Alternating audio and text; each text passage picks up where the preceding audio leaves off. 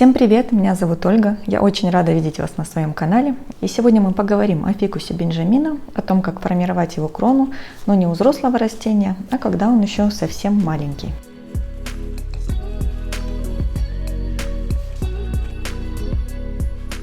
Эти фикусы я не покупала, я их укоренила 2 месяца назад после обрезки взрослого растения. И из того, что получилось, решила сделать 3 разных дерева с 3 разными кронами. Как понять, какую крону можно формировать? Нужно исходить, во-первых, из того, что есть. И посмотреть в интернете картинки, вдохновиться чем-то. Вот эта веточка была у меня самая большая. Уже довольно-таки плотный стволик был. И вот у нее уже четко выраженные боковые веточки пошли. Вот я открыла Яндекс картинки, набрала запрос фикус Бенджамина, полистала несколько фотографий.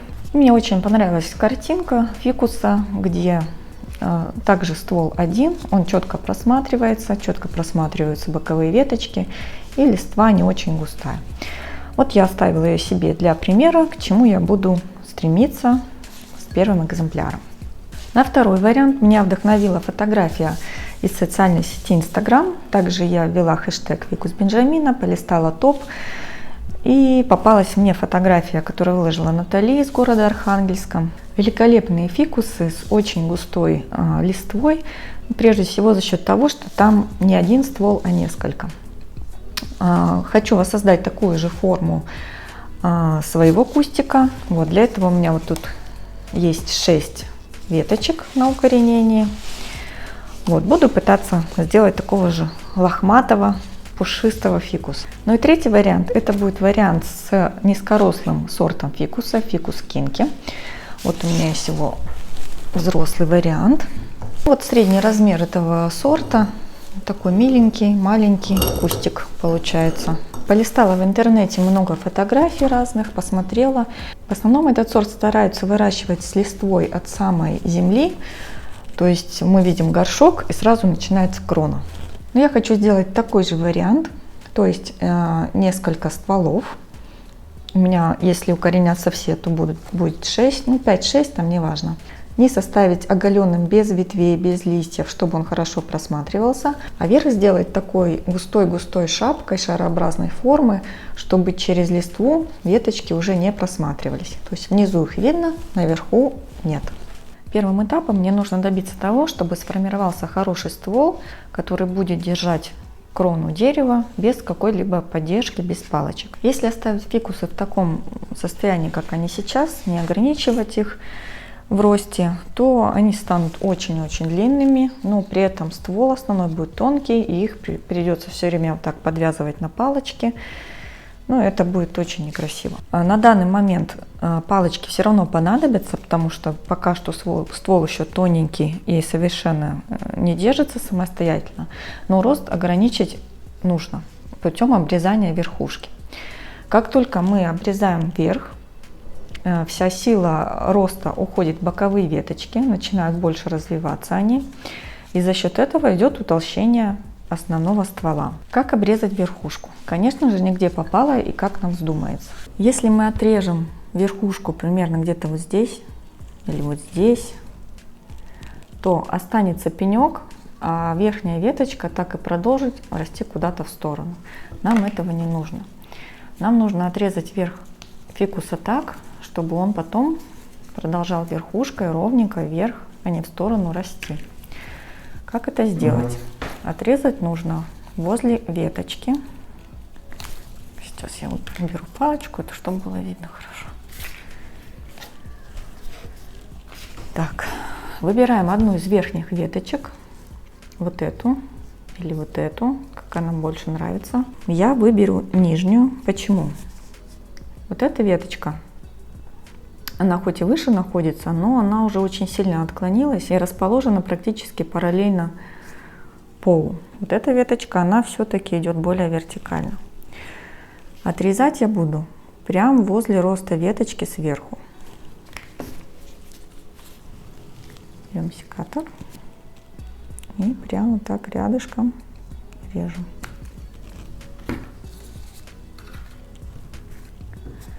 Сейчас немножко выделится сок, я его промокну.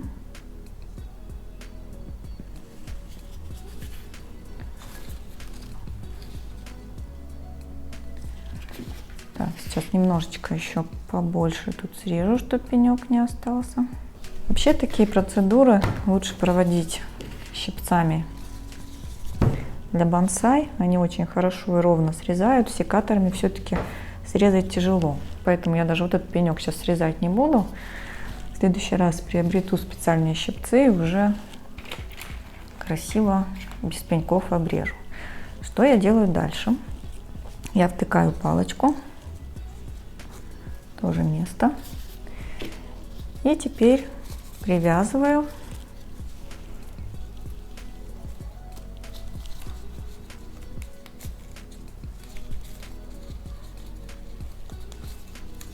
фиксируем где-то в серединку и фиксируем вот эту веточку, которая была в бок, привязываем ее прямо к столбику, чтобы она начала свой рост вверх. Так как она еще не успела покрыться древесиной, еще зеленая и молодая, то со временем это все вот тут выпрямится, и вот этот срез практически виден не будет.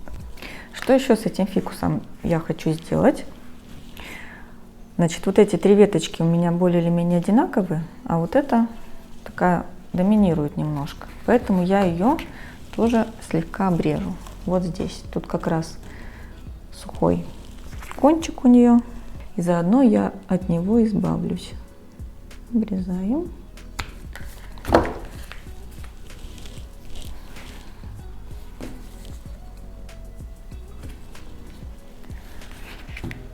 Пересаживать я его сейчас не буду. Сейчас вторая половина лета.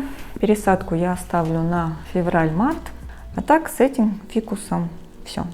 То же самое мы проделываем и с этими. Какие здесь могут быть варианты? Есть вот такая веточка. Она вот прям слабенькая, как веревочка. Здесь, конечно, тоже верхушку я подрежу. Вот. У меня есть листик. Из листика здесь уже пошла, вот видно, почечка.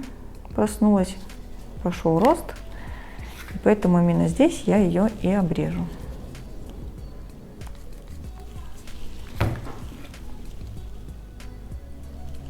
Далее втыкаем палочку в землю, привязываем к ней растение так, чтобы создать нужное направление, и стволик рос ровным и без изгибов.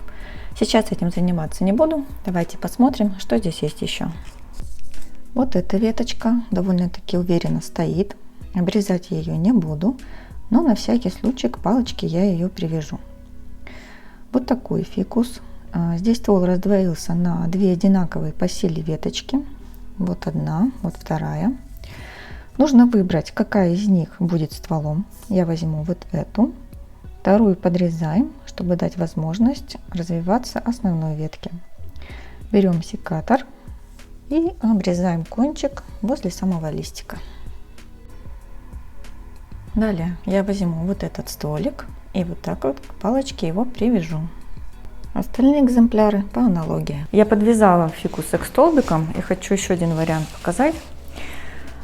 Я когда обрезала первое растение, у меня была вот такая некрасивая там верхушечка, вот тут сухой пенек, уже ветки так по бокам и жестко начали расти. Если у вас вот такое растение, вот, как у меня на зеленом столбике привязан, то есть вот тут такая мягкая веточка зеленая, то можно вот эту верхушку не срезать, а просто отдать доминирование другой веточке. Для этого мы наклоняем вот так в сторону, и верхушечку начнет расти вот эта почка, а вот это станет боковой веточкой. Для этого мы ее должны зафиксировать таким крючком. Это можно сделать с той же проволоки, чтобы она держалась в бок. Вот, и она дальше продолжит расти в сторону, а вот эта почечка будет новой верхушечкой. Фикусы кинки я привязала, но никакую обрезку не делала, так как их посадила в землю только буквально неделю назад. Вот, они еще до сих пор стрессуют, у них вот желтые листики, они могут их еще сбрасывать, поэтому обрезку им еще делать рановато. Но привязать их стоит, чтобы они начали развиваться ровно. На этом этапе все. Ставим фикусы в светлое место, поливаем, следим за ними. Если видео было вам интересно и полезно, не забывайте поставить мне пальчик вверх. Также я выкладываю фотографии того, что происходит с растениями в группе Instagram, ВКонтакте, можно посмотреть там. Ну а на сегодня я прощаюсь с вами и до новых встреч!